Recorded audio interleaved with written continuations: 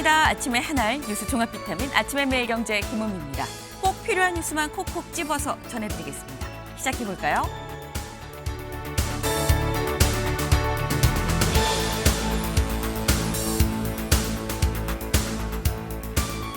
매일경제 일면입니다. 전인미답 3,500 돌파, 코스피 추석 촉포를 쐈다. 라는 소식입니다. 네, 전인미답 가보지 않은 길이라는 거죠. 사상 초유의 코스피가 3,500을 돌파했다. 추석 촉포를 쏜 것이냐라는 얘기가 그래서 나오고 있습니다. 3,549.21까지 갔다라는 거죠. 근데 이렇게 3,500을 돌파한 원동력이 대체 뭐냐라는 건데 여기 같이 볼까요? 외국인 3조 역대 최대 순매수였다라는 거죠. 그리고 여기에서는 구만전자, 삼성전자가 9만을 찍었고요. SK하이닉스가 40만을 찍어서 40만 닉스가 됐다. 찍고 살짝 좀 내려왔어요. 그래서 9만전자, 40만 닉스 텅 미치다라는 얘기가 나옵니다. 관련해서 이재명 대통령 이렇게 얘기를 했죠. 상승 추세 이거 쉽게 안 바뀔 겁니다. 왜? 비정상이 지금 정상화되고 있는 그런 추세거든요. 라고 얘기를 했습니다. 정말 5천까지 가는 거냐라는 생각이 듭니다. 코스피는 근데 이렇게 화랑인데 근데 다음 기사 볼까요? 조선일보입니다. EU 너마저 철강 관세 50%로 인상을 추진하고 있다. 라는 겁니다. 지금 현재 한미 관세 협상 좀 지지부진한 지금 그런 상태인 거죠. 그런데 여기에 이제 EU 너마저 철강 관세에 손을 좀 댈 것 같다라는 소식이에요. 현재 EU가 철강의 이 무관세 쿼터를 반으로 줄이고 여기에 초과하는 데에 대해서는 25%를 물리고 있었는데 이걸 2배, 50%로 인상하는 방안을 추진하고 있다라는 소식입니다. 네, 이유는 지금 미국이랑 같이 우리나라 철강 최대 이 수출 시장 중에 하나죠. 그런데 이유마저 이렇다. 트럼프가 쏘아 올린 공이 어디까지 가는 거냐라는 생각이 좀 듭니다. 다음 기사 볼까요? 서울신문입니다. 경찰 이진숙 면직 하루 만에 자택에서 체포했다. 라는 소식입니다. 네, 왜 체포를 했느냐 여기 같이 볼까요? 선거법 위반 혐의를 받고 있는데 현재 3차례 이상 출석 요구를 했지만 불응했다. 그래서 영장을 받아서 직접 체포를 했다라는 건데 이진숙 전 방통위원장은 이렇게 얘기를 하죠. 이재명 대통령이 시켰냐, 정청래 이 대표가 시켰냐 라면서 상당히 좀 격앙하는 그런 모습이었다라는 건데 이 관련해서 추석 연휴가 사실 바로 오늘부터였는데 추석 연휴 시작 직전 날 체포가 된 거죠. 관련해서 다음 기사를 좀 볼까요? 세계일보입니다.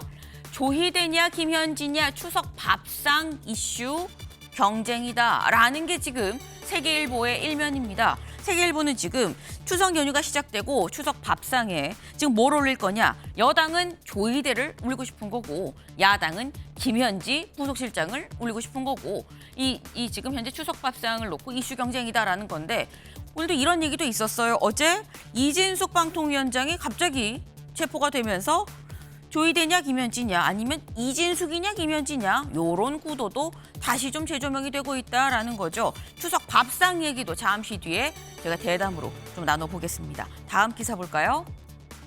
한국일보입니다. 대통령 지적 다음 날 여당 1, 2심 무죄 시 상고 제한법이 발의가 됐다라는 거죠. 지난 화요일이었었죠. 화요일 국무회의에서 이재명 대통령이 뭐라고 얘기를 했느냐. 여기 볼게요. 기계적인 상고로 국민들이 고통을 받고 있습니다. 라고 얘기를 했습니다. 그래서 그때 이 법무부가 규칙 예규 개정도 가지고 검토를 하게 됐다라는 건데 근데 요 지적이 화요일 날 있었고 그리고 10월 1일 그 이튿날인 수요일 날 이 민주당 이정문 의원이 이런 법안을 냈다라는 거죠. 1, 2심 무죄가 나오면 이 대법원에 상고하지 않는 상고 제한법을 이 형사소송법 개정안을 발의를 했다라는 겁니다. 네, 이 관련해서 논의가 상당히 좀 빠른 속도로 쭉쭉 좀 진행이 되는 것 같다라는 생각이 좀 듭니다.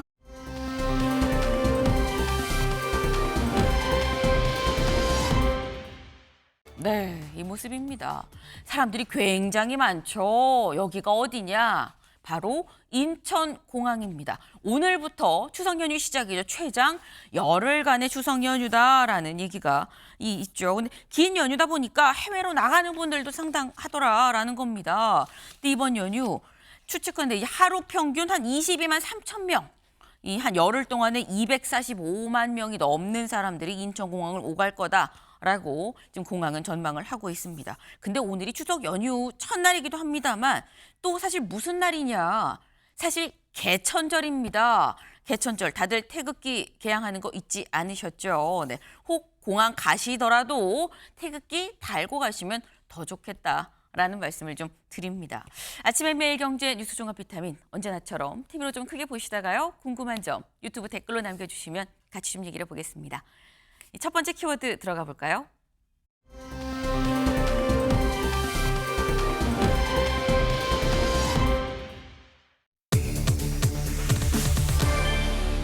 누가 시켰냐라는 거죠.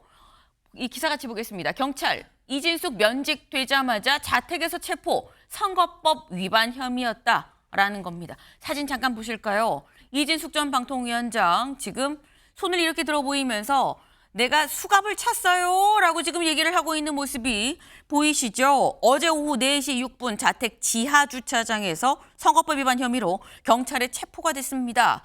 이 경찰에 체포가 돼서 온 이진숙 전 위원장의 모습 직접 들어보시죠. 이런 그 가짜 좌파들하고는 우리가 싸우는 전사들이 필요하다 실질적으로. 전쟁입니다. 이 말을 한 여성이 떠오르네요. 이재명이 시켰습니까? 정청래가 시켰습니까? 아니면 개딸들이 시켰습니까? 방송통신위원회라는 기관 하나 없애는 것도 모자라서 이제 저 이진숙한테 이렇게 수갑을 채우는 겁니까? 민주당과 좌파 집단은 우리가 상상하는 모든 일을 하는 집단이다. 또 우리가 상상하지도 못하는 일을 하는 집단이다. 제가 그렇게 얘기한 적 있죠. 자, 이진숙 여기 수갑 차고 있습니다. 영등포 경찰서에서 저한테 출석 요구서를 3차례 보낸 것은 사실입니다. 물론 그 출석 요구서도 때로는 출석 요구한 날보다 늦게 도착한 경우가 있었고, 그리고 마지막 출석 요구가 된 날이 9월 27일이었어요. 그것도 그 출석 요구서도 9월 27일 지나서 받았습니다만, 그날은 국회 출석하느라고 영등포 경찰서 못 온 걸 가지고 이제 저한테 지금 이렇게 수갑을 채우고 있습니다, 여러분. 선출 권력보다 개딸 권력이 더 센 겁니까? 네, 여기 보겠습니다. 자택 인근 체포 이진숙, 수갑 찬 채 격앙. 이재명, 정청래가 시켰냐라고 얘기를 하는 모습을 직접 지금 들어보셨죠. 최청일 교수님, 이진숙 전 위원장 지금 누가 시킨 거예요? 라고 지금 이렇게 얘기를 하고 있습니다. 이거 누가 시켰다고 봐야 되는 겁니까? 어떻게 봐야 되는 겁니까? 시켰다고 보기 어렵죠. 근데 이진숙 위원장이 워낙 전 위원장입니다만 워낙 정치적으로 논쟁적인 인물이었어요. 지금 아까 본인이 얘기했던 것처럼 지난해 유튜브에 나와서 민주당과 좌파 집단은 뭐든지 할 수 있다. 그리고 상상하지 못한 일도 시킨다 이런 얘기도 했고, 그 당시 이제 탄핵 가결 직후인데 물론 직무정지됐습니다만 위원장 직분은 가지고 있을 때였어요. 저런 단어를 쓰고 저런 얘기를 했다는 게 상당히 논란을 많이 일으켰죠. 민주당이다, 좌파 집단이다 이런 걸 얘기를 했는데 지금 이제 경찰에서는 이재명 대통령 당선을 방해한 사전 선거 운동으로 보고 있는 것 같아요. 그렇게 의심하고 있는 것이고, 또 공직자로서는 어쨌든 맞지 않는 공무원 중립 위반 그리고 선거법 위반으로 보고 있는 겁니다. 게다가 이제 지금 경찰의 설명은 6차례에 걸친 서면 추서 요구가 있었다고 얘기하고 있고, 다시 말해서 다양한 형태의 추서 요구가 있었다. 소환에 불응했다라는 거죠. 근데 본인은 이제 거기에 대해서 나중에 온 적도 있다. 날짜보다 이런 얘기도 하고 있습니다만, 글쎄요, 이제 추서 요구에 불응한 경우 꽤 많이 있었는데 경찰로서는 당연히 이 추서 요구에 불응했으니까 그 체포영장을 신청했던 것이고, 그 이제 발부가 된 겁니다. 체포영장이 발부됐고 체포영장을 집행한 건데, 이게 얘기하는 거 보니까 이제 완전하게 정치인의 유세 같아요. 체포 당하면서 저렇게 격앙된 얘기를 하는 걸 잘 보지 못했어요. 포토라인에 쓴 것도 아닌데, 그러면은 볼 때 뭐 저렇게 주장할 수 있겠으나, 일단 또 하나가 언제부턴가 공직자도 그렇고 말이죠. 정치인들이 이 출석 요구, 소환 요구에 너무 응하지 않는 경향이 있고, 이 공권력이랄지 이런 것들에 신뢰가 많이 떨어진 것 같아요. 그래서 그런 것들이 하나의 응징이기도 한 것 같아서 저렇게 주장합니다만, 어쨌든 상당한 여야 간의 논란도 그렇고 정치권의 큰 이슈가 앞으로 좀 당분간 될 것 같습니다. 네. 지금 말씀은 이진숙 전 방통위원장 워낙에 논란이 있었던 사람이었었고 관련해서 출석 요구를 했지만 나오지 않았기 때문에 사실 체포될 법한 상황이다. 누가 이걸 시켰다고 볼 수 있는 거냐라는 취지의 말씀을 지금 하셨어요. 윤영걸 대표님 어떻게 보십니까? 저는 경찰이 왜 저렇게 무리수를 했는지 모르겠어요. 집안에 모기가 들어왔다고 모기 잡으려고 칼을 뽑는 거 견문 발검이라고 그러잖아요. 집안에 뭐 모기 잡으려고 집에 불 지르는 거나 저 무슨 차이가 있나. 경찰하고 이진숙 전 방통위원장하고 네. 얼마든지 사전 대화라든지 물밑 대화를 통해서 할 수 있는 일이거든요. 근데 지금 탄핵 소추되자마자 다음 날 방송에서 나가서 한 일이 그 뭐 좌파나 민주당은 상상하지도 못한 일을 하는 집단이다 이런 얘기했다고 해서 그 선거법이나 공무원 정치 중립 위반 뭐 그거를 거는데 저게 그렇게 중대성이 있는가? 그리고 어제 체포영장 집행하는 날도 전날 그 방송 미디어 통신법이 통과돼서 자동 면직됐잖아요. 면직돼서 하루 만에 저렇게 잡아들이는 게 저거 누가 봐도 저거는 그 현 정권에 대한 아첨 수사고 저는 정치 경찰 비난을 들어도 할 말이 없다. 저렇게 무리해서 할 필요가 없다. 네. 특히 추석 전에 추석 때 집집마다 가족들 모여서 정치 얘기들 많이 하는데 꼭 왜 이때 이 악수를 뒀냐 이거죠. 저는 뭐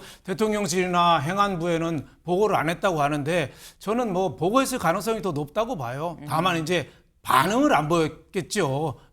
예스냐 노냐는 얘기는 안 했지만 네. 보고는 했을 거다. 그렇지만은 아무 얘기도 없으니까 그냥 집행했는데 저게 굉장히 저는 악재가 될 거다 이렇게 봅니다. 네. 지금 말씀은 약간 경찰이 좀 무리수를 둔 거 아니겠느냐. 그리고 이런 상황까지 이 경찰 입장에서 무리수를 둔다는 건 다 위에 윗선에 보고를 하고 교감이 있는 상태에서 뭔가 움직인 거 아니겠느냐라고 말씀을 하셨어요. 지금 두 분 얘기를 들었는데 한 분은 그럴 만한 상황이었다. 출석에 불응하지 않았느냐. 아니다. 좀 추석 연휴 앞두고 무리수다라고 말씀을 하셨는데 이경민 변호사님. 지금 일단 경찰은 3회 이상 체포에 불응해서 그래서 우리가 이 영장을 발부받아 체포한 거다라고 얘기를 하는데 발언으로 중립 의무를 위반했다라는 이런 혐의로 해서 3회 이상 조사에 불응하면 통상 체포가 된다고 봐야 되는 겁니까? 실무상으로는 이제 그 출석 요구를 했는데도 불구하고 이제 응하지 않았을 때 네. 뭐 한두 차례 정도는 이제 어느 정도 사유를 이제 소명을 하면 이제 그 사유를 좀 들어주긴 하거든요. 수사기관에서도 뭐 어떤 일정 때문에 바쁘다라고 하면은 당연히 이제 그거를 이제 조금 연장을 해주는데 네. 근데 세 차례 정도 이제 그렇게 요구를 했음에도 불구하고 이제 응하지 않았을 때에는 그래서 이제 우리가 이제 강제 수사에 착수를 할 수가 있고 그 이제 절차가 이제 체포영장입니다. 체포영장도 이 수사기관에서 청구를 했을 때 법원에서 지금 발부가 된 거거든요. 그럼 네. 법원에서도 이 출석을 불응을 하고 있다라는 그런 이제 사유가 있다라는 게 이제 소명이 됐다라고 보시면 될 것 같습니다. 그렇기 때문에 이제 그 체포영장이 발부가 돼서 집행이 된 거기 때문에 그래서 이것 자체가 뭐 이례적이다 이렇게 볼 수는 없을 것 같고요. 정당한 그 정해진 수순에 따라서 진행이 된 것이고 정당하게 발부된 이제 영장에 따라서 집행이 된 것이기 때문에 저 체포가 또 부당하다라고 또 보기는 어려워서 사실 어제 뭐 이런 부분들에 대해서 이제 소명을 한다라고 뭐 인터뷰에서 이제 이야기를 하긴 했지만 그것이 뭐 부당한 수사, 뭐 부당한 체포 이렇게 보이지는 않는 것 같습니다. 네. 그러니까 지금 말씀은 이게 뭐 부당하고 이렇게 보기가 어려운 게 또 법원에서 영장을 발부해줬다는 얘기인즉슨 뭔가 소명이 됐으니까 발부를 해줬다는 거 아니겠느냐라고 좀 말씀을 하셨어요. 경찰이 뭐라고 얘기를 하느냐 다시 한번 좀 보겠습니다. 경찰은 이렇게 얘기를 하고 있죠. 국가공무원법 및 공직선거법 위반 혐의로 지금 현재 수사 중인데 3번 이상 출석 요구에 불응을 해서 뭐 6번 뭐 이 요구를 했다라는 얘기도 있고요. 3번 이상 출석을 요구를 했는데 불응이기 때문에 체포 영장을 발부받은 겁니다. 원래 원칙대로 우린 한 거예요라고 지금 얘기를 하고 있어요. 그런데 이진숙 전 위원장 쪽에서는 또 이렇게 얘기를 합니다. 직접 들어보고 오시죠. 오늘 조사에서는 일단 시간이 별로 없었기 때문에 구체적인 범죄 사실보다는 실제로 출석 요구가 있었는지 그리고 출석을 불응한 것인지 그 부분에 대한 사실관계를 따지는 것으로 뭐 종료가 됐습니다. 경찰이 6회에 걸쳐서 그 출석 요구서를 보낸 것은 맞는데 자택에 등기로 보냈다고 하는데 저희는 등기를 수령한 바가 없습니다. 왜냐하면 이준숙 위원장은 출근을 해서 집에 없었고 바깥 분께서도 집에 없어서 등기를 못 받았기 때문에 등기는 아마 수령이 안 됐을 것으로 알고 있고요. 수사과장하고 구두 협의를 딱 한 번 했는데 수사과장에게 이준숙 위원장이 왜 사전 일정 조율도 없이 일방적으로 팩스 출석 요구서를 보내느냐라고 물어보니까 그건 형식적으로 보내는 것이니까 신경 쓸 필요 없다라는 답변을 들었고, 이건 허위 공문서에 가까운 공문서 작성을 통해서 검사와 판사를 기망한 것이라고밖에 볼 수 없습니다. 내일 바로 체포 적부심 신청할 예정입니다. 네, 지금 이진숙 전 위원장 쪽의 변호인의 얘기를 지금 직접 들어봤는데 내일 바로 체포적부심 신청할 예정입니다라고 저기 지금 저 얘기가 어젯밤 9시가 좀 넘은 상황이었었거든요. 근데 이 어제 말한 내일이라고 얘기했으니까 오늘 체포적부심 바로 신청이 할 거다라는 지금 얘기가 되는 겁니다. 근데 이경민 변호사님, 체포적부심은 이제 신청이 들어가면 한 48시간 이내에 열어서 이 심리를 하게끔 되어 있는데 그럼 오늘이 3일이니까 5일 안에는 이게 열리게 되는 거거든요. 결과 어떻게 전망하십니까? 이게 사실 아까도 말씀드렸다시피 체포 영장이 발부된 것 자체가 네. 이게 이제 세 차례 이상의 출석 요구에 불응을 했기 때문에 이제 발부가 된 것이고, 그러면 이제 이거를 다시 심리하는, 물론 이제 판사는 다르겠지만, 그래서 이제 체포적부심을 심리하는 판사 같은 경우에도 사실은 기각할 가능성이 너무나 이제 크다고 보여지고요. 이 체포적부심을 실무에서 신청하는 자체가 거의 없다라고 보셔도 될 것 같습니다. 그 정도로 이제 어느 정도 이제 어쨌든 체포영장 집행을 해서 이제 결국 이제 조사를 또 진행을 했기 때문에 그러면 이제 이거를 이제 석방을 하게 될 것이거든요. 그래서 네. 아마 뭐 혐의가 중대하다라고 하면은 뭐 구속영장까지도 이례적으로 아주 이례적으로 청구를 할 수는 있겠지만 그럴 수순까지는 가지는 않을 것 같고, 체포적부심을 신청을 한다 하더라도 정당한 절차로 이제 진행이 됐기 때문에 아마 기각이 되지 않을까 이렇게 좀 예상해 볼 수 있을 것 같습니다. 기본적으로 체포적부심 자체를 신청하는 사례가 많지가 않은 데다가 신청을 해도 뭐 법관은 다른 법관이 이 다른 재판부가 판단을 한다고 하지만 그럼에도 사실 이게 좀 받아들여지기는 쉽지 않다. 신청하는 경우도 많지 않지만 받아들여지는 경우는 더더욱 없다라는 약간 이런 말씀이에요. 근데 지금 이 이진숙 전 방통위원장 쪽에서는 아니 억울하다. 우리는 그동안 조율을 해왔었고 그리고 다 일이 있었다. 최근에 27일에 우리를 불렀는데 그때도 우리 굉장히 바빴어요. 다 일을 하고 있었어요라고 얘기를 합니다. 어떤 일이냐? 지금 혹시 보이시나요? 바로 그날의 이진숙 전 위원장의 모습입니다. 국회 본회의장의 모습이죠. 네, 국회 본회의장 이날 이 조직 개편안 필리버스터가 계속 쭉 진행이 되고 있었는데 이 조직 개편안 안에 뭐가 있었느냐? 방통위가 폐지가 되고 방송미디어통신위원회가 새롭게 생기는 그 안이 들어가 있었죠. 그러니까 난 여기에 내 거 관련해서 논의를 하고 있는 건데 그 필리버스터 나는 앉아서 다 들었다. 이 논의를 하고 있었다라고 지금 얘기를 하는 거예요. 네. 그 지금 최창일 교수님. 네. 이진숙 전 방통위원장 입장에서는 아니 여러 번 부르고 했어도 내가 다 국회에 가고 일하느라고 못 간 건데 연락을 안 받은 것도 아닌데 체포 너무 과한 거 아닙니까? 라는 취지로 또 얘기를 하고 있거든요. 전날은 이제 그 방송미디어통신위원회 이제 법이 네. 통과되는 날이니까 거기다 필리버스터가 진행 중이니까 위원장이니까 거기 참석해야 되겠죠. 답변할 일이 있으면 해야 되는 것이고, 그런데 이미 그 전에 6차례에 걸친 출석 요구가 있었다는 거예요. 서면 출석 요구서 포함해가지고. 그러니까 네. 그 전날의 그 상황 가지고만 얘기하는 건 저는 그 논리적 그 합당성이 좀 떨어지는 것 같고 여러 차례 불응한 거예요. 아까 우리 이 변호사님 말씀처럼 법원에서 볼 땐 체포영장이 집행할 만한 그러한 발부할 만한 사정이 있다고 판단한 겁니다. 그러니까 어찌 됐든 간에 법원이 발부한 영장이기 때문에 그것을 집행했고, 근데 이제 그 얘기는 왜 그럼 체포영장 신청했냐 이 얘기인데 수사기관으로서는 신청할 수밖에 없죠. 한두 차례도 아니고 벌써 여러 차례에 걸쳐서 요걸 했었던 것이고, 보기에 따라서는 저에게 발언한 유튜브에 나가서 발언한 게 뭐게 대단하냐라고 볼 수 있겠습니다만 보기에 따라서는요, 전 상당히 엄한 거라고 봅니다.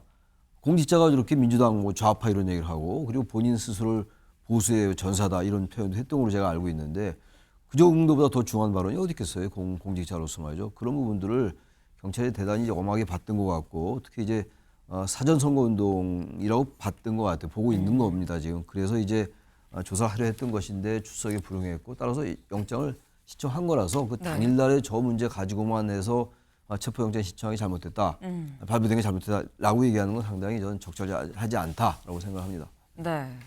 지금 이런 상황 자체가 이 6번이나 불렀는데 안 갔다는 건데 9월 27일 그날 하루만 딱 집어서 얘기를 하는 거는 좀 오히려 좀 부풀려서 얘기하는 거 아니겠느냐. 앞에 5번은 그럼 왜 못 갔느냐. 그 부분에 있어서 조율을 했다면 과연 체포영장까지 또 이 청구해서 발부를 받았겠느냐라는 취지의 말씀이에요. 네. 근데 만약에 그럼 또 윤영걸 대표님. 네. 지금 아까 이경민 변호사님께서는 이게 사실 이 신청해서 청구하는 경우도 많지도 않고 이게 받아들여지는 경우도 많지 않다라고 했는데 그럼 만약에 또 받아들여져서 나오게 된다고 하면 이러면 또 어떻게 되는 겁니까? 그럼 뭐 경찰이 대망신을 당하는 거죠. 무리하게 체포를 했다는 게 입증이 되는 거잖아요. 그리고 또 이게 체포영장도 따로 있지만은 또 구속영장 청구도 48시간 내에 하게 돼 있거든요. 네. 이거 검사가 구속영장을 하느냐 안 하느냐 이것도 또 문제가 될 수 있다고 봐요. 저는 뭐 검사 단계에서도 기각할 수 있을 가능성도 많고 체포영장도 저는 오히려 그 받아들여져서 석방될 가능성도 상당히 많다고 봐요. 너무 6번을 출석 요구를 해서 거절했다고 하는데 네. 6번을 아마 경찰이 판사한테 얘기할 때는 그동안 있었던 자초지종은 다 빼고 거절했다는 것만 또 부각시켰을 가능성도 좀 있거든요. 그래서 그 내용을 아마 판사가 다시 보면은 판단을 다시 할 가능성이 상당히 많지 않겠느냐 이런 생각이 들어요. 이게 체포까지 될 상황이 아닌 게 감사원이 조사를 해가지고 얼마 전에 주의 조치 내렸거든요. 네. 고발한 것도 아니고 징계한 것도 아니고 주의 내린 건데 이거를 굳이 체포해서 수갑 채워서 물론 뭐 법적 테두리는 있다고는 하지만 이진숙 전 방통위원장 입장으로 보면은 취임한 다음 날 탄핵 소추되고 본인이 임기가 이재명 정부가 왔지만 내년 6월까지 임기가 남았는데 내보내려고 방송미디어통신위원회법을 만들고 또 그 법에 의해서 면직된 다음 날 저렇게 수갑 채우고 체포까지 돼서 끌려가는 모습 누가 봐도 저 정치 보복 이 냄새가 좀 강하지 않느냐. 누구라도 민주당이나 대통령실의 뜻에 어긋나면은 얼마든지 저렇게 당할 수도 있다는 거를 보여주는 거 아닌가. 그래서 저는 굉장히 좀 무리한 수다. 저는 이렇게 봤습니다. 네. 지금 윤영걸 대표님 말씀 일단 이진숙 전 방통위원장이 방통위원장으로 취임하면서부터 이미 민주당과 갈등이 아주 최고조에 달했다라고 좀 말씀하셨는데 이 민주당과 이 이진숙 전 방통위원장의 그간에 쭉 걸어온 길을 좀 같이 좀 볼까요? 네, 바로 이겁니다. 네. 일단 처음에 여기 8월부터 좀 보죠. 2024년 8월, 작년 8월에 탄핵 소추안이 가결이 됩니다. 그리고 난 다음에 있었던 게 9월에 가서 이 좌파 집단 상상할 수 있는 모든 걸 다 한다라는 이런 이번에 이 논란에 이 발언이 나왔죠. 그리고 난 다음에 관련해서 이 발언과 관련해서 2025년 7월, 지난 7월이죠. 감사원이 이건 정치적 중립 의무 위반이다라고 주의 조치를 줍니다. 그리고 과방위 민주당 의원들이 또 이제 이진숙 전 방통위원장을 고발하는 이런 상황이 되는데 그리고 난 다음에 이제 9월에 조직 개편안이 아예 통과가 되죠. 이 조직 개편안 안에는 방통위가 폐지되는 안이 담겨 있다라는 겁니다. 이렇게 이 폐지가 되고 그리고 난 다음에 10월 1일 국무회의에서 실제 이 법이 공포가 되고요. 이렇게 되면서 자동 면직, 위원장 측에서 자동 면직이 됐고 그리고 그 이튿날인 어제 집 주차장에서 체포가 됐다라는 거예요. 네. 최천일 교수님. 네. 이게 사실 추석 연휴에는 또 밥상머리 민심이 또 상당하거든요. 그럼 또 마침 아까 뭐 윤영걸 대표님이 말씀드린 체포된 타이밍이 가족들이 다 모이는 추석 연휴 시작 그 직전 날 오후 4시에 또 체포가 됐다. 또 약간 묘한 거 아니냐라는 취지의 말씀을 하시기도 했어요. 일단 뭐 체포영장이 신청이 됐고 그리고 이제 그게 발부됐기 때문에 네. 경찰은 영장에 따른 집행을 한 거예요. 근데 어쨌든 공교롭게 추석 이제 바로 연휴 시작하기 바로 전날 그야말로 추석 전야에 이제 저런 영장이 집행됐으니까 얘기가 나올 수 있죠. 굳이 그렇게 이 지금 우리 대한민국의 고래의 명절인데 이 고유 명절에 저렇게 사람을 체포할 필요가 있느냐 그리고 게다가 무리가 따르지 않느냐 이제 보기에 따라서 이제 그런 얘기인데 그건 전 부차적인 얘기라고 봐요. 수사기관도 그렇고 이제 공권력이라는 게 날짜를 봐서 명절이라고 안 하고 그럴 일은 별로 없을 것 같고 뭐 감안할 수 있겠죠. 근데 그게 전 본질은 아닌 것 같고 역시 상당히 논란적이긴 해요. 지금 워낙 주장이 다르기 때문에 그러나 분명한 건 저런 발언이 있었고 당시 탄핵이 된 후라 하더라도 이제 물론 나중에 기각은 됐어요. 네. 탄핵 기각은 됐는데 헌재에 의해서 공직자 신분이었고 이런 상황에서 저런 발언을 한다. 게다가 그거에 대한 발언 때문에 고발이 됐고 민주당과 시민단체 고발한 거 아닙니까?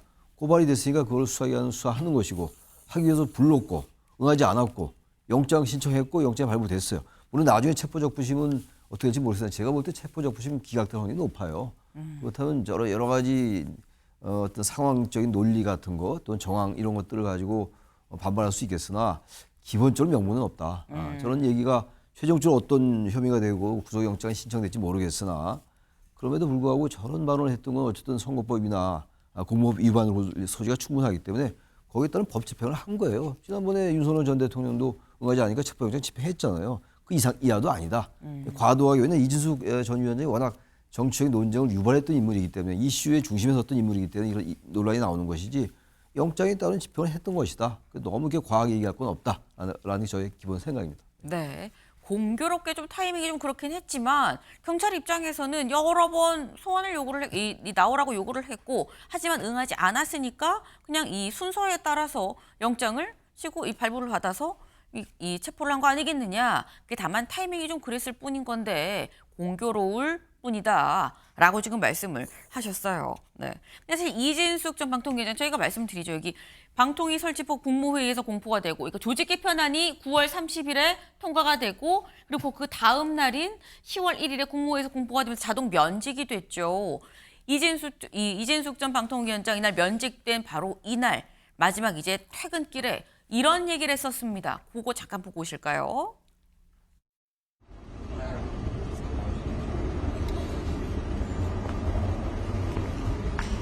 그 소회를 좀 생각을 해봤어요.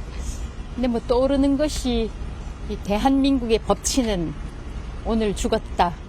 새로 오는 분한테 내가 당부할 건 없죠. 왜냐하면 대통령 말 안 듣는다고 잘라내는데 아무래도 대통령 말 잘 듣는 분이 오지 않겠어요? 예, 수고 많았어요. Goodbye and see you. 네, Goodbye and see you가 마지막 말이었습니다. 이 see you. 언제 또 보자는 거지. 사실 저 발언 때문에 논란도 상당히 있었어요. 언제 6월 지방선거 때 보자는 건가? 이런 논란도 있었었는데 근데 이렇게나 빨리 볼 줄은 몰랐다. 영등포경찰서에서 체포된 모습으로 보게 될 줄은 몰랐었다라는 거죠. 근데 어제 이 체포된 소식에 최민희 이 과방위원장 SNS에 이렇게 글을 올렸습니다. 이제라도 자연인 이진숙 씨의 범죄 혐의를 제대로 수사하기 바랍니다. 만시지탄입니다. 라고 이제라도 해서 다행이에요. 라고 얘기를 했다라는 거죠. 그런데 장동혁 대표는 어제 긴급 기자회견을 열고 이렇게 얘기했습니다. 들어보고 오시죠. 추석을 앞두고 권력의 하수인들이 무언가 할 것이라고 예상을 했는데 결국 이진숙 전 방통위원장을 체포했습니다. 물가를 잡으라고 했더니 물가는 안 잡고 이미 법 만들어서 내쫓아낸 이진숙 전 방통위원장 잡겠다고 이런 짓을 하고 있습니다. 지지율이 떨어지고 김현지 비서관의 문제가 터지고 물가는 올라가고 결국은 추석 밥상에 이 모든 것들을 감추고 올린다는 것이 결국은 이진숙 전 방통위원장 체포였습니다. 그런데 꼭 기억해 두십시오. 경찰도 다 써먹고 나면 반드시 용도 폐기될 것입니다. 대법관을 증언하려는 이유가 뭐겠습니까? 대법관이 이제 30명이나 되니 권력의 입맛에 맞게 판결해주면 누구라도 대법관이 될 수 있다. 이제 대법관의 문이 활짝 열렸다. 말 잘 들으면 대법관 시켜주고 말 안 들으면 옷 벗기겠다는 협박입니다. 공포정치입니다. 지금 이게 한가위를 앞두고 이재명 정권이 벌이는 야만적인 정치입니다. 네, 지금 장동혁 대표 얘기를 잠깐 들어봤었는데 최창일 교수님, 네. 장 대표는 이렇게 얘기를 하고 있습니다. 대통령 지지율 떨어지고 근데 물가는 올리고 김현지 부속실장 이 얘기가 자꾸 이슈가 되고 그러니까 이걸 덮으려고 이진숙 전 방통위원장을 밥상에 올린 거 아닙니까? 라는 취지의 얘기예요. 그렇게 되면 만약 저 논리란 말이죠. 네. 그야말로 추석 전에 이제 저렇게 체포를 하고 말이죠. 그러면은 오히려 이진숙 이슈가 더 커질 수가 있어요. 그런 정치적인 논리로만 본다면, 정치공학적으로 네. 본다면, 전 저렇게 보는 거는 어떤 이진숙 전 방통위원장의 체포가 부당하다라는 걸 얘기하고 야당 대표로서 지금 여당을 비판하는 그 이상 이하도 아니에요. 그렇게 따지면 모든 걸 다 그렇게 이슈가 이슈 덮는 걸로 해석하면 어떡합니까? 또 하나 지금 말씀 중에 네. 장 대표 말씀 중에 대법관 증언이라는 게 이제 대법관 문을 활짝 열어서 거기 어쨌든 간에 정권에 유리한 판결을 하면 대법관이들 길이 열린다 뭐 이런 식의 이제 해석을 했는데 대법관 증언 얘기는 원래 올해부터 있었던 얘기고 법원 내에서도 나왔던 얘기들이에요. 그리고 이게 우리나라보다 다른 나라의 대법관이 많은 경우가 꽤 많아요. 우리나라 지금 대법관 숫자가 되게 적은 편이에요. 그리고 판사도 적은 편이고. 근데 저 부분을 지금 이제 체포에 연결시켜서 대법관 직원이 공포 정치다, 야만 정치다라는 것은 정치적 수사라고 하더라도 논리가 좀 비약한 거 아닌가 그런 생각이 좀 듭니다. 네. 지금 최창일 교수님 말씀, 윤영월 대표님 네. 약간 이런 말씀을 하셨어요. 오히려 추석 연휴 시작 전에 이진숙 전 방통위원장을 체포한 게 여당에는 좀 안 좋게 흘러갈 수도 있는데 왜 굳이 이걸 이렇게 뭐 밥상머리에 이걸 대신해서 올리려고 했겠느냐라는 취지의 말씀을 하셨거든요. 저도 뭐 비슷하게 생각합니다. 경찰이 추석 연휴 시작되기 전에 네. 수갑 저렇게 채우고 끌고 가는 모습을 보여주는 게 네. 눈치 없는 사람들의 과잉 충성? 저는 그렇게 봅니다. 아하. 간신보다 더 위험한 게 눈치 없는 사람들이 열심히 하는 거거든요. 엉뚱한 길로 가는 거예요. 지금 추석에 최대 밥상 화두가 뭐겠어요? 검찰청 폐지예요. 정부 조직적 개편에서 네. 정청래 민주당 대표가 추석 밥상에 꼭 올리겠다고 하는데 검찰청 폐지에 대해서 찬성하는 사람도 있고 반대하는 사람도 있는데 네. 많은 사람들이 반대하는 이유 중에 하나가 그러면 경찰한테 다 넘기면 경찰이 제대로 정치적 중립성을 갖고 독립성을 갖고 할 수 있을까? 중대범죄수사처가 행안부 소속이거든요. 네. 그러니까 앞으로 모든 수사는 경찰이 다 할 텐데 그나마 검찰이 할 때보다 더 잘할 수 있을까 했는데 이번에 경찰이 방통위원장 그만둔 하루 된 사람을 수갑 채워서 끌고 가는 모습을 보였어요. 그걸 보고 그때 중국의 저 공안들 하는 거랑 비슷하다. 우리나라가 공안 통치 아닌가? 이렇게 걱정하는 사람도 틀림없이 있을 거예요. 그런 면에서 볼 때 이번에 굉장히 악재거든요. 저는 국민의힘이 내년 6월 지방선거도 저 정도면 한번 해볼 만하겠다. 그리고 이진숙 전 방통위원장도 저렇게 해서 정치적으로 지금 잊혀져 가는 단계인데 오히려 지금 이슈가 되잖아요. 예. 좋은 이름이든 나쁜 이름이든 정치인들은 자꾸 언론에 나와야 되거든요. 네. 내년 지방선거에 잘하면 출마가 가능하겠다. 뭐 이런 생각도 드는 걸로 봐서 지금 현 정권에서 저는 굉장히 악수를 뒀다. 중대범죄라고 하기는 저렇게 급하게 하루 만에 끌고 가는 모습은 네. 중대범죄라고 보기에는 너무 좀 약하잖아요. 예, 민주당이나 좌파들이 상상치 못한 일을 한다. 물론 공직자로서 좋은 일은 아닌데 탄핵당하고 소추당하고 홧김에 했을 수도 있는데 유튜브 가서 그걸 갖고 저렇게 중대범죄 혐의로 해서 체포까지 해가는 거 국민들이 볼 때는 좀 지나치게 볼 가능성이 많다 이렇게 보겠습니다. 네, 지금 이런 표현을 쓰셨어요. 눈치 없는 사람들의 과잉 충성 아니겠느냐라고 나는 본다라고 말씀하셨는데 추석 연휴 시작될 때 체포해서 수갑 채워서 데리고 가는 이런 모습을 보이는 게 과연 이게 뭐 민주당 쪽에 좋은 것이겠느냐라고 했는데 사실 요거 아까 살짝 저희가 요걸 깜빡하고 못 짚었는데 이경미 변호사님 체포를 한다고 할 때 꼭 수갑을 또 채워야 되는 거냐? 수갑 안 채우고 그냥 체포할 수도 데려갈 수도 있는 거 아니야라고 생각할 수도 있긴 해요. 근데 사실 이제 그 출석을 불응을 하는 그 자체가 이제 네. 도주의 우려도 있다라고 이제 볼 수도 있어가지고 그래서 이제 개호를 이제 어쨌든 개구를 사용을 했던 부분이거든요. 네.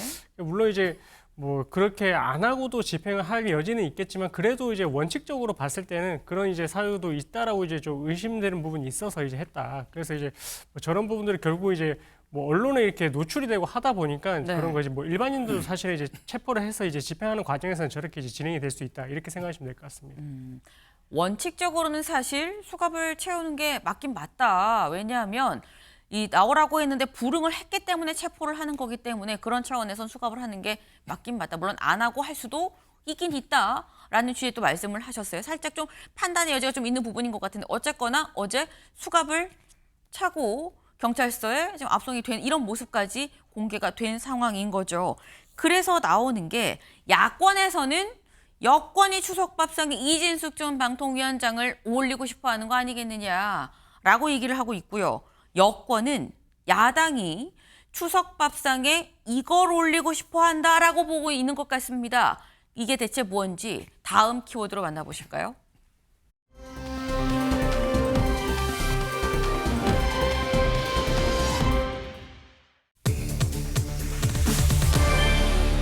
네, 김현지 제1부속실장이죠. 네, 기사 같이 보겠습니다. 나와라, 전례 없다. 추석 뒤 국감 최대 이슈는 김현지 출석이다라는 거예요. 지금 야당은 국민의힘은 김현지 부속실장을 집중 공세하고 있는 상황인 거죠. 추석 연휴가 끝나고 바로 이제 국정감사가 시작이 되는데 이 국정감사에 김현지 부속실장 나와라. 라고 지금 얘기를 하고 있다라는 건데 사실 김 실장이 그동안 계속 뒤에서 보좌하는 역할이다 보니까 그림자 실세다라는 얘기가 붙어서 근데 어제 수석 보좌관 회의에 보시는 것처럼 이렇게 대비를 했습니다. 영상으로 좀 같이 볼까요? 네, 바로 이 모습입니다. 결제 서류와 커피를 딱 들고 들어오는 어제 수석 보좌관 회의에 참석한 제1부속실장으로 참석한 김현지 실장의 모습인 건데 살짝 좀 민망해 보이는 모습도 있고요. 이재명 대통령이 주재하는 이 회의에 김현지 실장이 등장을 했다라는 거죠. 그림자 실세라고 했지만 이제 그림자가 아니라 이제 햇볕으로 좀 나온 거 아니겠느냐라는 얘기가 나옵니다. 윤영걸 대표님. 네. 김현지 실장 국감 나올까요? 저는 나와야 된다고 봅니다만은 나온다고 하면은 굳이 인사를 며칠 전에 했을까요? 네, 총무 비서관에서 갑자기 부속실장으로 발령을 냈잖아요. 네. 그 자리는 여태까지 국회에 안 나가는 자리잖아요, 부속실장은. 네. 그래서 뭐 안 나가려고 저러는 거 아닌가 저는 이런 뭐 의심은 합니다만은 우상호 수석은 뭐 100% 나간다 하고 또 다른 분들은 민주당에서 요구하면 나간다 하는데 아직까지 좀 여론의 눈치를 좀 보는 것 같습니다만은 우선은 안 나갈 마음이 있으니까 저렇게 시간을 끄는 거 아닌가 네. 이런 생각이 들고 지금 왜 김현지라는 사람을 저렇게 키워주나 모르겠어요. 그건 스스로 대통령실에서 자업자득입니다. 과거 윤석열 대통령 때도 김건희 여사 문제 때문에 저렇게 어떻게 보면 정권까지 없어지는 봤거든요. 그 문제랑 지금 비슷하지 않아요? 예. 먼저 막강 권력을 갖고 있고 지금 뭐 하다못해 뭐 민주당 뭐 강선호 의원이 그만둘 때도 상의해서 하고 웬만한 인사를 저기서 다 하는 막강한 인사 권력 갖고 있고 대통령이 절대적인 신임을 받고 있고 아무도 지금 눈치 봐서 얘기도 못 하잖아요. 기업에서도 보면요. 회장보다 더 무서운 사람이 회장 측근입니다. 회장 측근하고 하루에 10분씩만 얘기하는 측근 있잖아요. 네. 그 사람 주위에 쫙 모여들어요. 그 사람이 인사 다 해요. 지금 회장이 이 사람 빨리 내보내라고 그런다. 이거 하라고 그런다. 뜻이 이렇다고 전달하면은 네. 그 측근이 사실 회장보다 더 힘이 세요. 그러니까 지금 그 역할을 김현지가 하는 거 아닌가. 본인의 생년월일도 안 밝히고 학교도 안 밝히고 아무것도 안 밝히는데 월급은 나라 세금으로 받아가잖아요. 그게 국민들의 이해를 할 수 있을까요? 저는 추석 밥상에 이것도 빨리 해결해야 된다고 봅니다. 네. 지금 문고리 권력을 쥔 사람이 진짜 실세다라는 말씀을 하신 거예요. 그게 바로 김현지 부속실장 아니겠느냐. 나는 나와야 된다고 보는데 근데 나올 거였으면 굳이 며칠 전에 그렇게 인사를 국감 시작 직전에 인사를 했겠느냐라고 말씀을 하셨는데 말씀처럼 뭐 합의되면 다 나가요라는 취지로 얘기를 하고 있죠. 한정희 정책위원장 직접 언론 인터뷰에서 이렇게 얘기를 했었습니다. 들어보실까요? 국감장에 나온 적은 없습니다만 네. 그럼에도 불구하고 뭐 야당에서 마치 그거 하나가 이번 국정감사의 목표인 것처럼까지 한다면 저는 아마 당사자가 그러면 제가 나가겠다 이렇게 할 것 같습니다. 그럼 나올 것 같습니까? 예. 왜냐하면 뭐 안 나올 이유는 없거든요. 당에서 그러면 아예 그럼 나오라라고 하니까 얘기할 수도 있는 거 아닙니까? 뭐 당에서도 그렇게 얘기할 수 있겠죠. 그래요. 예. 뭐 이상한 방식으로 자꾸 문제를 제기하고 있기 때문에 네. 그런 것들이 해소될 필요도 있고요. 네, 뭐 안 나올 이유가 없으니까 뭐 자꾸 이러면 아유 그럼 제가 나갈게요라고 당사자가 말하고 나갈 수도 있을 것 같아요라고 지금 얘기를 했습니다. 약간 안 나간다보다 나가는 쪽으로 좀 뭔가 기운 것 같은데라는 느낌이 드는데 근데 또 김영진 의원 7인 회의에 속하는 친명 최측근 7인 회의에 속하는 김영진 의원은 말의 뉘앙스가 살짝 좀 말의 뉘앙스가 아니죠. 말이 완전히 좀 약간 살짝 좀 바뀌었습니다. 직접 들어보시죠. 국정감사의 증인 채택 때 총무 비서관이 논란이 됐던 적은 단 한 번도 없습니다. 그냥 당연직으로 그 국회 국정감사의 대상이거든요. 국민의 대표인 국회에 나와서 공직자로서 자기 입장을 표명하는 게 필요하다. 제가 얘기했던 거는 이제 김현지 총무비서관일 때죠. 총무비서관은 대통령실의 당연직 국정감사 대상으로 나왔었기 때문에 총무비서관을 맡고 있는 사람은 그가 누구이더라도 나와서 소명하는 것이 도리이다 그런 취지로 얘기를 했습니다. 그래서 부속실장이 사실 국정감사에 나온 예가 없기 때문에 이제 그 문제에 관해서는 대통령실의 판단 그리고 여야 원내대표 간의 협상을 통해서 국정감사 정인을 선택하고 결정하기 때문에 더 이상 김현지 전 비서관의 국정감사 출석을 가지고 논쟁하는 건 별로 그렇게 유익한 것 같지는 않아요. 네. 지금 보면 최창일 교수님, 예. 김영진 의원이 총무비서관이 30년 동안 국감에 안 나온 전례가 없어요라고 나와야 됩니다라고 얘기를 했었는데 부속실장으로 인사가 나고 난 다음에 부속실장이 또 국감에 나온 전례가 없어요. 그때는 총무비서관이어서 제가 얘기한 거예요라고 얘기를 하거든요. 그럼 이 흐름이 그럼 김현지 실장이 나오는 거야 안 나오는 거야라는 생각이 듭니다. 저것도 있는 그대로 하면 돼. 관행대로, 법대로. 왜냐하면 모든 거는 이제 관점과 시각에 따라 다른 거 아니에요. 특히 우리 정치가 세상 일이 다 그렇긴 합니다만 유난히 관점과 진영과 시각에 따라서 완전히 해석이 극명히 엇갈려요. 네. 이런 경우도 마찬가지로 저는 대단히 소모적인 논란이라고 봅니다. 총무비서관 당연히 나와야죠. 안 나온 적이 없잖아요. 근데 어떤 지금 여당에서는 만약에 출석을 하면 워낙 이재명 대통령과 시민운동 때부터 말이죠. 성남시장 되기 전부터 행보를 같이 해왔고 여러 가지로 정치적 동지죠. 흔히들 말하면 뭐 복심이다. 아까 뭐 그림자 시사라는 말씀도 하셨는데 그런 사람이 이때 뭔가 이제 출석시켜 놓고 여러 가지 이재명 대통령에 대한 여러 가지를 질문하면서 흠집을 내려 하는 게 아닌가라는 그런 의심을 하고 있는 거예요.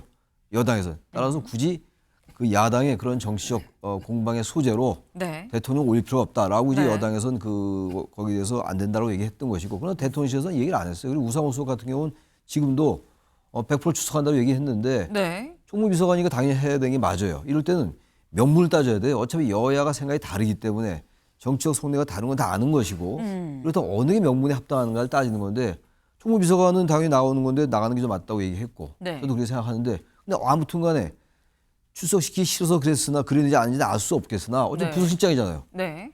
부서실장 나간 얘기가 없어요. 그럼 안 나가는 거예요. 간단히 정리하면 돼요. 그런 다음에 정치적 공방 하든 말든 여야가. 이런 거 아닙니까? 근데 적은 그런데 자꾸 이게 정치적 공방의 소재가 되고 정치적 어떤 그 쟁투가 된다면 나갈 수도 있는 거죠.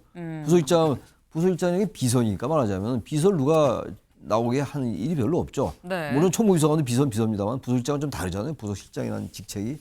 그래서 이거는 안 나올 것 같은데 전격적으로 그럼 나가보자 그래. 그럴 수 있으나 어쨌든 네. 이건 대단히 소모적이다.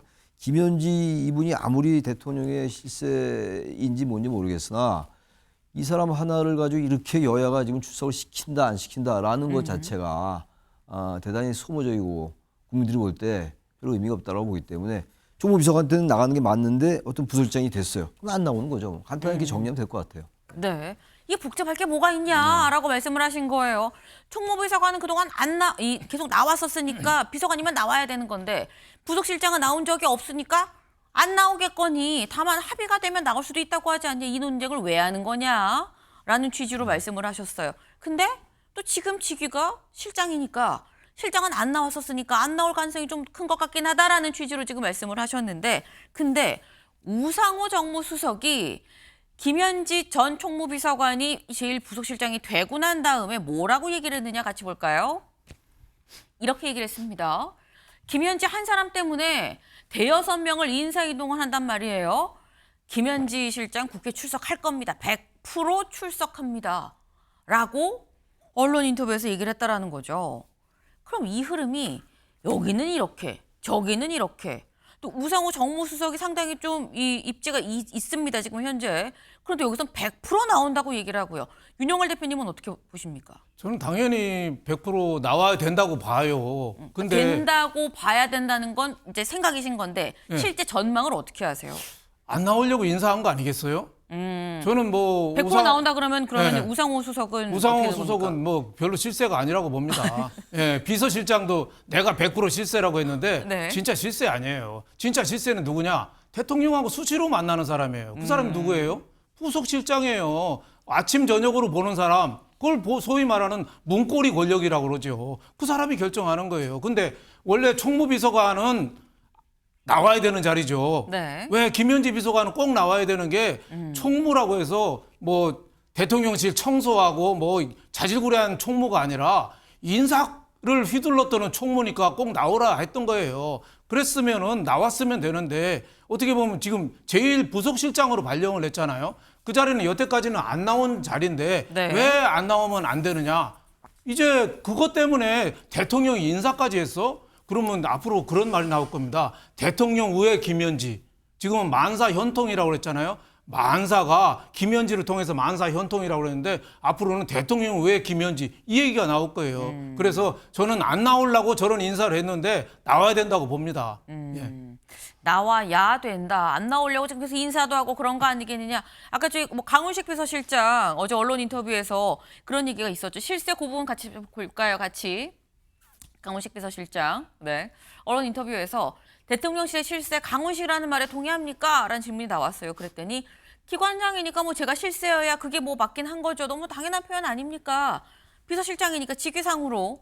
근데 요 얘기에 대해서 윤영걸 대표님은 아유 비서실장 실세 아니에요. 김현지 부속실장이 문고리 권력이 더 센 거 아닙니까? 라고 지금 말씀하셨는데 또 비서실장도 자주 대통령과 직보하고 하루도 여러 번 또 보는 사이긴 하죠. 네, 윤 대표님 바로 기회 드립니다. 무슨 뜻으로 말씀드리냐면은 네. 비서실장도 강원식 비서실장도 뭐 권력이 있겠죠. 비서실장이나. 근데 대통령을 면담하려면은 김현지 비서관을 통해야지 만날 수 있어요. 부속실장을. 그러니까 누가 더 힘이 세겠어요. 네. 물론 뭐 대통령이 힘 실어주는 거에 나름이지만 네. 지금은 김현지가 모든 그 위에 있는 거죠. 네. 네. 문고리 권력이다. 네, 이번에는 이 최창일 교수님이 손을 드셨어요. 네. 이런 게 정치뿐만이 아니라 기업도 그렇고 뭐 일반 가정도 그럴 수 있어요.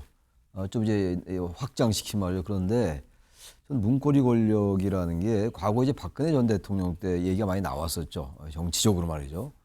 근데 그런 것과 상황이 달라요, 지금. 게다가 이재명 대통령은 임기 초기이고, 그리고 이재명 대통령이 그동안에 성남시장 때도 그렇고, 경기도지사 때도 그렇고, 물론 뭐 김용, 뭐 그리고 정진상 이런 이제 측근들이 많이 거론됐어요. 여러 가지 뭐 혐의도 있었고 그렇습니다만, 이런 사람들이 대통령을 완전히 좌지우지할 정도가 돼야지 완전히 그야말로 대통령 위에 있는 실세다 이런 얘기가 나올 수 있는 건데, 이재명 대통령이 그럴 사람은 좀 아닌 것 같아요. 그럴 뿐은 아니라고 보기 때문에, 김현지 실장이 상당히 영향을 행사할 거예요, 아마. 그동안 쭉 같이 해왔고. 그리고 네. 또 대통령이 여러 가지 어떤 그 직제에 있지 않은 얘기도 할 수 있죠. 아주 가까운 이제 측근이기 때문에. 네. 뭐 인간이 다 그런 거니까. 근데 지금 얘기 나오는 게 이제 김현지 실장이 너무 과도하게 야당에 의해서 포장된 면은 좀 있는 것 같아요. 성남시장 때부터 쭉 일을 해왔다고 해서 지금 이제 모든 걸 좌지우지한다. 그야말로 이제 우상호 속이나 이제 실장보다 비서실장보다 위다 이런 얘기가 나오는 것 같은데 저는 그래도 그런 게 한계가 있어요. 그 자리라는 게 있기 때문에 김현지 실장은 실장대로 일이 있을 거예요 아마. 근데 이게 과도할 정도 좀 포장돼 있는 게 아니야. 확대 포장돼 있다고 저는 생각합니다. 네. 김현지 실장에 대해서 좀 과대 표장되는 면이 있는 것 같다라고 말씀하셨는데 일단 모두의 관심이 다 김현지 실장이 누구야, 어떤 사람인데 여기다 지금 쏠려 있는 것 같다라는 생각이 드는 게 조선일보 기사 같이 볼까요? 네. 김현지는 상명대, 신구대, 이번엔 어느 학교 나왔는지 학교가 논란이 되고 있다라는 거죠. 처음에 김장겸, 국민의힘 김장겸 의원이 SNS에 이런 글을 올립니다. 김현지 성남에 있는 신구대 환경조경학과를 졸업을 했고 그래서 산림청장에 지난달에 임명된 김인호 전 신구대 환경조경학과 교수가 은사라는 제보를 받았다. 그러니까 영향을 미쳐서 산림청장 임명까지 시킨 거 아닙니까? 라는 취지의 얘기인 거죠. 이런 제보를 받았다는데 여기에 대해서 김인호 산림청장이 난 가르친 적이 없는데 무슨 말이에요. 허위사실입니다. 라고 얘기를 했어요. 그리고 대통령실에서도 김현지 실장 신구대 안 나왔거든요.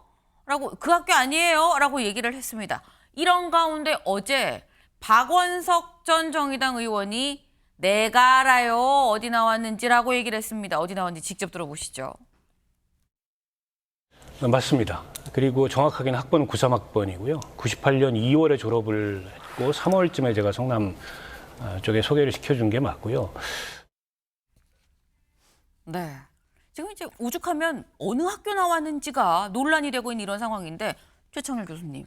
그러니까 김현지 실장에 대해서 알려진 게 너무 없어서 그런 건지 이제 하다 이제 학교가 어디냐까지 논란이 되는 그런 상황이에요. 근데 그러면 또 이 정도면 그냥 한번 또 국감 나오는 게 나은 거 아니야라는 얘기가 또 나오기도 하고요. 아니 저도 이제 그래서 이 기사를 보면서 아니 네. 어떻게 학교를 모를까로 찾아봤어요. 근데 안 나와 있더라고요. 네. 되게 인물이 거의 나오잖아요. 되게 나오는 경우가 많은데 없어요. 그래가지고 모르겠는데 이 김현지 이 지금 부서실장이 그러면 이 이슈의 중심에 쓴 거예요. 어쨌든 간에 경위가 어찌됐든 간에 뭐 저기 야당의 의도가 무엇이든 간에 섰는데 이런 상황이란 말이죠. 대통령실에서 분명히 밝히는 게 좋아요. 자꾸 저렇게 되면 별얘기가 다 나옵니다.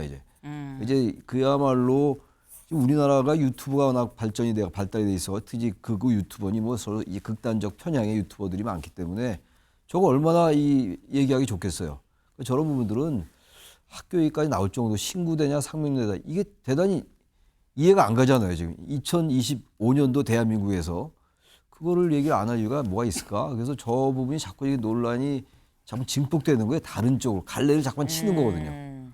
저러면 빨리 차단하는 게 좋아요. 대통령실에서 분명히 입장을 밝히는 게 좋다고 생각합니다. 네. 자꾸 뭔가 다른 영역으로 번지는 것 같은데 그러지 말고 그냥 아예 그냥 오픈을 대통령실에서 공식 라인으로 그냥 얘기를 하는 게 오히려 이슈에서 좀 이 이슈를 털어버리는 그런 계기가 될 수 있다라는 좀 그런 말씀을 하셨습니다. 이런 논란에 대통령실 무슨 생각을 하고 있나라는 생각도 같이 드네요. 다음 키워드로 넘어가 볼까요?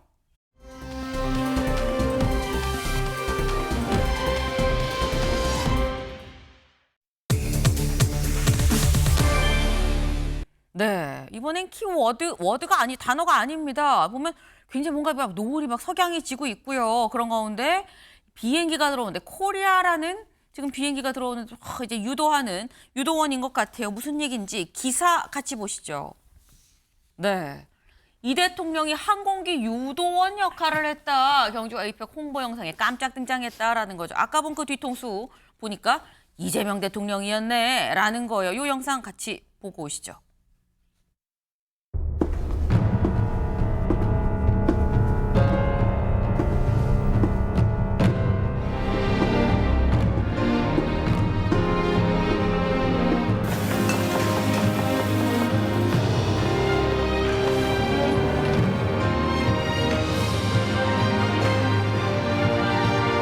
Welcome to APEC. 여기 2025 차 좀 빼주세요. 2025.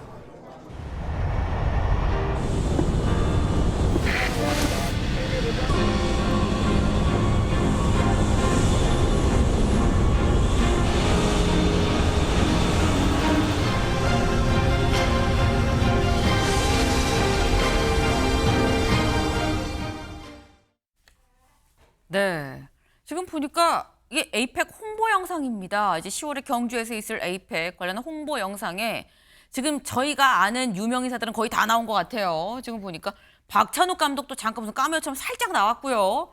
박지성 축구 선수 뒤돌아보는 한 컷 나온 것 같고요. 장원영, 이 가수 장원영 씨도 나오고 쥐드래곤 씨도 나오고 지금 에이펙 홍보 대사기도 하죠. 그리고 2초쯤 나온 것 같긴 한데 마지막에 이재명 대통령 예, 보니까 지금 항공기 유도원으로 직접 또 나왔다라는 겁니다. 이거 윤여걸 대표님, 네. 영상 어떻게 보셨어요? 뭐 이 대통령이 부드러움을 강조하는 뭐 그런 이미지로 항공기 유도원으로 저렇게 출연한 거 아닌가 싶어요. 그만큼 에이펙이 또 중요하긴 하죠. 10월 말에 열리는데 네. 시진핑 중국 주석도 오고 트럼프도 오고 얼마나 중요합니까? 트럼프하고는 지금 관세 협상이 지금 교착 상태에 빠졌잖아요. 중국하고도 관계도 굉장히 중요하고 이번에 어떻게 보면 국운을 가를 수 있는 중요한 행사다 이렇게 볼 수 있겠고 이재명 대통령이 저렇게 출연해서 국민들한테 부드러운 이미지를 주는 네. 거. 지금 뭐 옛날에 문재인 대통령 때는 적폐청산 좀 살벌했잖아요. 지금은 내란 종식 뭐 너무 좀 살벌하잖아요. 상권 분립이 어떠니 민주주의의 위기니 이렇게 막 떠드는데 네. 그거보다도 저렇게 에이펙 우리 좀 좌도 아니고 우도 아니고 우리 앞으로 가자. 위로 가자. 뭐 저런 메시지를 주는 거는 뭐 굉장히 좋은 거 아닌가 이렇게 생각이 됐습니다. 네, 자꾸 뭔가 험악한 말들이 좀 나올 수 있는데 그런 거 말고 부드러운 이미지로 그리고 아까 국가의 정말 국운이 달려있는 10월 에이펙 아니겠느냐 긍정적으로 평가를 했다라고 지금 말씀을 하셨어요. 대통령이 직접 이 뭐 홍보 영상에 이렇게 유도원으로 나오는 경우는 사실 흔치 않을 수 있는데 직접 이번에 홍보 영상을 찍었다라는 거죠. 근데 홍보 영상만 찍은 게 아니라 이번 추석 연휴에 예능에도 또 또 나올 예정이라고 해요. 다음 기사 좀 같이 볼까요? 이 대통령 부부 냉장고 어떤 음식 들어있을까? 네. 한 이종편의 예능 프로그램에 5일날 또 출연을 할 예정이다라는 겁니다. 네. 그 이재명 대통령 부부 냉장고에 어떤 음식이 들어있을지, 어떤 재료가 들어있을지 궁금하긴 한데, 근데 일단 드는 생각이 최창일 교수님. 네. 제가 보통 이 유력 정치인들이 만약에 이 예능 프로에 나온다 그러면 보통 대선 때, 대선 후보 자격일 때 많이 예능 프로그램이 좀 나오긴 하거든요. 근데 대통령이고 임기 초고 그런데 추석 연휴에 예능 프로그램에 출연을 한다가 좀 이례적이에요. 저는 아까 우리 윤 대표님 말씀처럼 전 긍정적으로 봐요. 저 부분도. 왜냐하면 지금 이제 임기 초기고 그런데 지금 워낙 지금 이 국내 정치도 그렇고 대외적인 여러 가지 안보 환경도 그렇고 관세 협상 등등 말이죠. 상당히 어려워요. 게다가 뭐 집값은 오른다고 그러고 물가도 잡히지 잘 않는 것 같고 이런 상황에서 국민들이 볼 때 뭔가 이렇게 혼란스러운 것 같은 걸 느낄 겁니다 아마. 이런 상황인데 어쨌든 추석 연휴가 열흘이에요. 아주 긴 건데 대통령이 직접 나와서 이 대통령제 국가에서 말이죠. 가장 강력한 의제 설정자가 대통령이에요. 누가 뭐라고 그래도. 네. 그러니까 물론 이 내각제에서 총리도 뭐 그 정도의 기능을 한다 하더라도 대통령제에서 대통령이 훨씬 더 강력한 거거든요. 그러니까 대통령이 직접 나와서 꼭 선거 때가 아니더라도 아까 항공 유도하는 것도 그렇고 이런 식으로 자꾸 국민들에게 친근하게 다가가고 게다가 이제 이재명 대통령이 유난히 어느 대통령보다 통합이다. 협치, 뭐 소통 이거 많이 강조했는데 의외로 지금 여야는 뭐 대치는 더 심해지고 있는 상황이기 때문에 저것도 국민과의 소통이에요. 직접 전 뭐 JTBC 저 냉장고를 부탁해 한 번도 본 적이 없는데 저런 프로 있는지 솔직히 몰랐는데 저런데 나와가지고 정말 친근하게 대통령이기 이전에 자연인이잖아요. 자연인이고 네. 또 대통령이기 이전에 한 명의 시민이고 부부니까 얼마나 보기 좋아요. 훈훈하고 국민들과 대통령이 항상 같이 있다. 그러면서 저는 저런 부분은 좀 자주 그랬으면 좋겠어요. 그래서 뭔가 국민과 가까워지고 아 우리가 뽑은 대통령 맞네. 이런 걸 하는 거라서 저는 아주 의미가 있다고 생각합니다. 네. 대통령의 말 한마디 한마디가 얼마나 큰 이슈가 되고 아니, 의제를 설정하는 그런 이 기능이 있지 않느냐. 그러니 대통령이 직접 나와서 정책도 좀 설명을 하고 예능에도 나오고 좀 친근하게 다가오는 거 이거는 100번 좋다고 본다라고 지금 말씀을 하셨어요. 근데 실제로 정말 궁금한 게 냉장고에 어떤 음식 들어있는지 뭐 먹을까 궁금하긴 하죠. 그런데 이 이재명 대통령 예전에 저희 MBN에 나와서 김혜경 여사 요리 실력 뭐 이런 거 먹어요 이런 얘기를 한 적이 있습니다. 그 얘기 잠깐 들어보고 오시죠. 김혜경 여사 요리 실력이 대단하다고 하던데요. 최근에 보니까 요리책도 많은 인기를 끌고 있고 추석 연휴 기간 동안에 요리 실력 좀 발휘해 주셨습니까? 추석 때는 제가 고향에 가는 바람에 네. 평소에 아주 많이 즐기고 있습니다. 네. 실제 요리 실력 대단하십니까? 실제로 음식 잘해요. 네. 제가 놀랄 때가 많습니다. 네. 근데 사실 제가 결혼할 때는 그 밥도 잘 못하는 사람이었거든요. 네. 어느 날 보니까 많이 바뀌었더라고요. 네. 작년 9월의 모습입니다. 불과 1년 사이. 저 때는 대표였었는데 지금 이제 대통령의 신분인 거죠. 대통령이 되고 처음 맞는 추석. 과연 냉장고에 뭐가 들어있을까? 근데 한편으로 드는 게 윤영걸 대표님. 네. 근데 대통령이 됐으니까 밥 다 대통령실 꼭 이제 추석 이 조리사들이 다 해주는 거 아니야? 냉장고가 따로 있어라는 생각이 들기도 하긴 하거든요. 물론 뭐 그 대통령실에 셰프도 네. 있고 다 있긴 하지만은 뭐 개인적으로 또 뭐 얼마 전에 며느리도 봤지 않습니까? 그럴 때는 또 뭐 시어머니로서 또 뭔가 좀 보여주고 싶은 또 뭐 그런 게 있을 수도 있죠. 또 살림살이 처음에 결혼할 때는 요리를 하나도 못했다고 그러잖아요. 네. 그러니까 지금 뭐 한 벌써 결혼한 지 벌써 60 가까이 됐으니까 노하우도 쌓이고 특히 그 우리나라 주부들이 며느리 보면은 요리 실력이 확 늡니다. 왜냐하면 며느리 앞에서 굉장히 잘하는 모습을 좀 보여주고 싶거든요. 그래서 유튜브 보고 연구도 하고 해서 실력이 한 테이크오프를 해요. 그러니까 아마 뭐 셰프 시키기도 하겠지만 일부는 또 내가 한 거다. 우리는 이렇게 먹어. 또 이렇게 며느리 앞에서 자랑하고 싶은 욕심도 좀 있지 않을까 이렇게 생각이 됩니다. 네.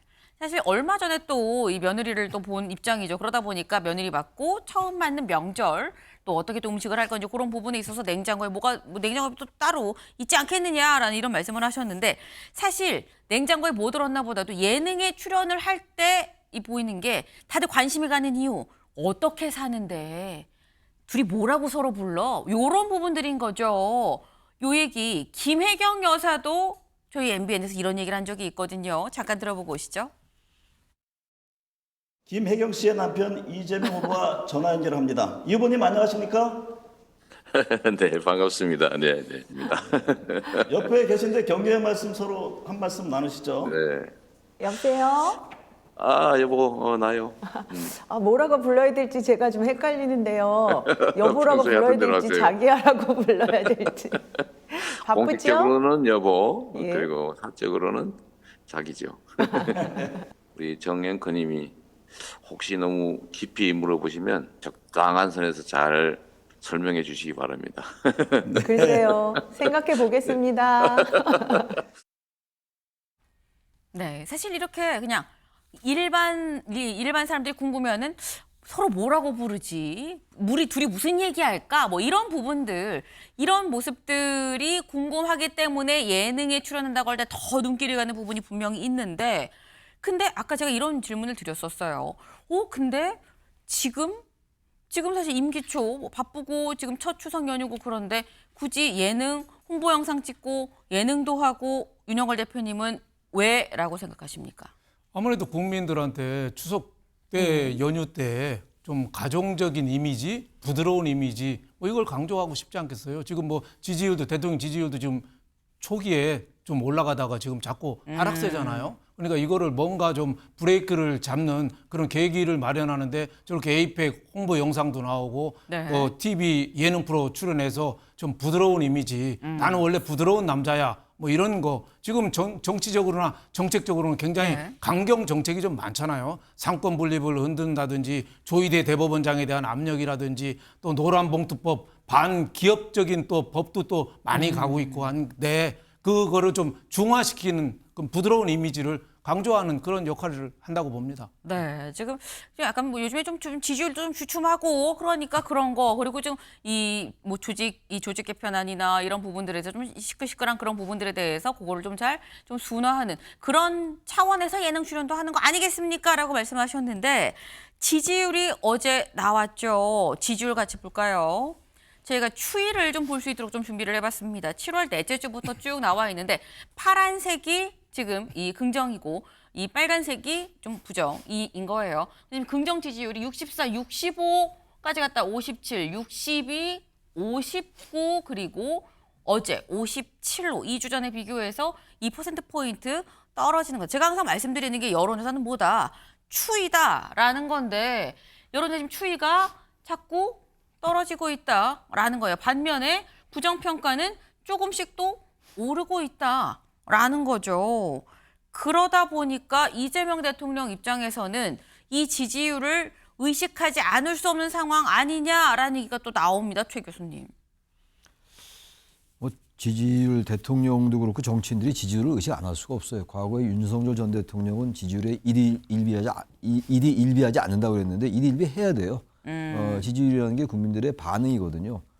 민주주의의 여러 가지 핵심 원리들이 있는데 역시 가장 중요한 거는 얼마나 국민들에게 책임지느냐, 얼마나 국민들 잘 대표하냐 이런 것들이란 말이에요. 그중 하나가 반응성이에요. 반응성. 얼마나 빠르게 반응하느냐 이런 것들이기 때문에 저는 지지율은 중요하다고 보는 건데 지지율이 지금 보시다시피 아주 크게 올라가고 내려가는 건 아니겠습니다만 추세로 볼 때는 상당히 신경을 써야 돼요. 여권으로서는. 네. 어쨌든 간에 지금 2주 연속 저렇게 하락을 했잖아요. 그래서 저 부분은 여러 가지 이제 최근에 여러 가지 정치적 현안들, 정치적인 논란이 많잖아요. 지금 여야 간에. 그런 특히 뭐 조희대 대법원장에 대한 압박 같은 거 이런 것들도 영향을 미친 게 아닌가라고 보여져요. 사후적인 뭐 분석이 될지 모르겠습니다만. 그래서 저는 어쨌든 추석 연휴 동안에 아마 민심이 많이 섞일 거예요. 워낙 또 길기 때문에. 뭐 같은 가족끼리도 생각이 다를 수가 있는 것이고 그런데 보편적인 생각들이 있을 겁니다 아마. 너무 지금 여당, 야당이 극단으로 치닫고 있는데 뭐 지도부도 굉장히 강성인 거 다 우리가 아는 사실이고 여야 지지 성향을 떠나서 말이죠. 그런 부분들 어떤 대통령이 통합과 협치와 소통을 워낙 강조를 많이 하셨기 때문에 저런 지지율도 좀 의식을 하고 해서 여권 내에서 좀 강력하게 제가 의제 설정자다. 가장 강력한 의제 설정자라고 말씀드렸는데 그런 역할, 그런 리더십이 더 필요하지 않는가라고 생각을 합니다. 네. 사실 이재명 대통령도 대국민 기자회견에서 그런 얘기를 했었죠. 나는 지지율 뭐 보고 받는 신경이 안 쓰이진 않아요. 그런데 뭐라고 주변에 얘기를 하느냐. 나는 이 마지막 지지율이 진짜 지지율이다라고 생각한다. 그리고 그렇게 생각하고 일하자라고 주변에 얘기를 한다라고 얘기를 했었죠. 그런데 지금 말씀은 근데 지지율 신경 쓰긴 써야 된다. 이게 민심의 반응 아니겠느냐라고 말씀을 하셨는데 지금 이재명 대통령의 지지율 지금 좀 하락세다. 좀 추이가 좀 그렇다라는 말씀을 드렸어요. 근데 그럼 민주당 여당의 지지율을 좀 같이 볼까요? 당 지지율입니다. 당 지지율 8월 첫째 주부터 따져봤을 때 44, 40, 43, 41, 41. 이 지금 여당도 뭐 푹 떨어지고 이런 건 아니긴 한데 뭔가 하락 올라가다가 다시 하락 주춤한 지금 그런 상황인 거죠. 그리고 마찬가지로 이 부정평가가 조금씩 16부터 22에 이르기까지 오르는 추세다라는 겁니다. 요건 국민의힘의 지금 지지율이네요. 정정합니다. 국민의힘의 지지율 16에서 국민의힘 오히려 지지율이 오르고 있는 추세다. 22%로 오르고 있는 추세다라는 거예요. 근데 그러다 보니까 오늘 경향신문이 뭐라고 기사를 썼느냐 같이 볼까요? 조희대 정부조직법 등 여당 혼선, 대통령 지지율 끌어내렸다. 대통령의 지지율이 내려간 데서는 조희대 대법원장에 대한 청문회 그리고 정부조직법 강행 여기에 있어서의 여당 혼선이 원인 아니겠느냐라고 경향을 지금 판단을 한 것 같아요. 윤영걸 대표님 동의하십니까? 예, 저도 뭐 동의합니다. 예, 저렇게 지지율이 주춤한 이유는 가장 큰 게 올해 6월 4일 날 대통령 취임식 때 얘기한 게 강조한 게 유연한 실용 정부였거든요. 네. 근데 지금 유연하지가 않잖아요. 너무 그냥 돌격 앞으로잖아요. 그래서 지지율 하락에 MVP를 한 2명을 줘야죠. 하나는 정청래 민주당 대표, 추미애 법사위원장 두 분이 닥치고 공격을 하니까 여야 협의가 실종이 된 거죠. 협의했다가도 정부조직법하고 협의했다가도 그냥 엎어버렸잖아요. 특검법하고 받도하기로 했다가 네. 엎어버리고 하니까 너무 좀 조희대 사법부에 대해서도 압력 넣고 그러니까 이 나라의 민주주의가 실종되는 거 아닌가 하는 불안감 뭐 이것 때문에 대통령 지지율이 상당히 영향을 받는데 지금 지지율이 올라야지 정상입니다. 지금 소비 쿠폰 나눠주죠.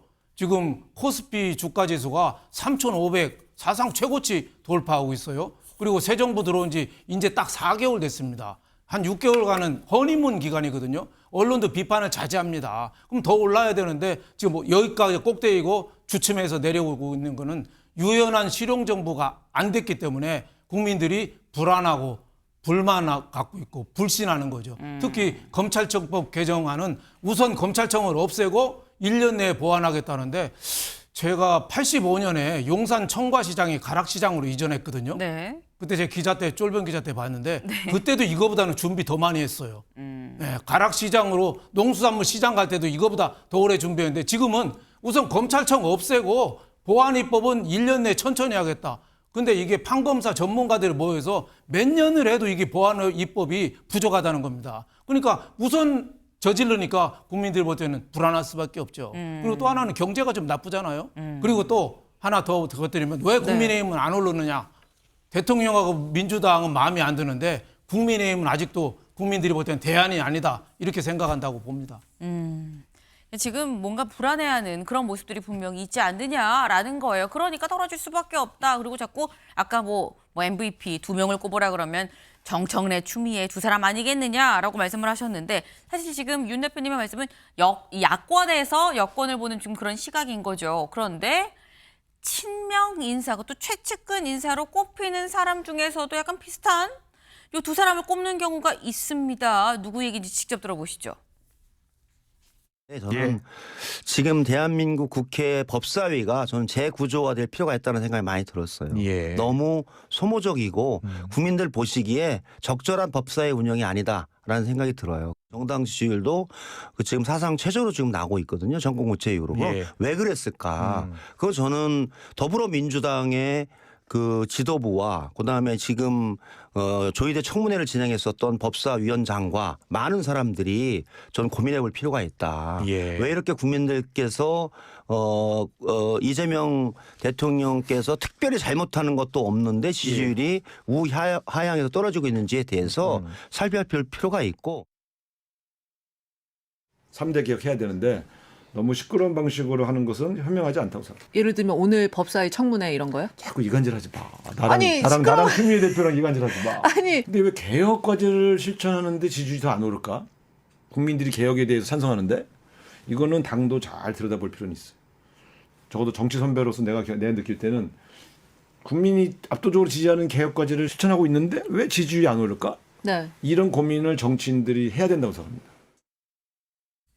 네, 지금 저희가 두 명의 얘기를 지금 직접 들어봤죠. 7인회 중에 한 명이 김영진 의원 그리고 우상호 정무수석 두 사람 얘기를 들어봤는데 최창일 교수님, 일단 우상호 수석의 얘기를 들어보면 대통령실도 약간 좀 고민이 있는 것 같다라는 생각이 들긴 하고요. 저도 전체적으로 그거를 많이 느껴요. 아마 저만 느끼지 않을 겁니다, 아마. 여당을 지지하는 분들도 제가 아까 의제 설정 기능이란 말을 오늘 자주 쓰는데 대통령실에, 그러니까 대통령의 국정 운영에 조금 당이 부담을 주는 측면이 있어요, 제가 볼 때. 전 조희대 대법원장이 잘했다고 생각하지 않아요. 전 따질 필요가 있다고 봅니다. 그때 5월 1일 날 파기환송한 거.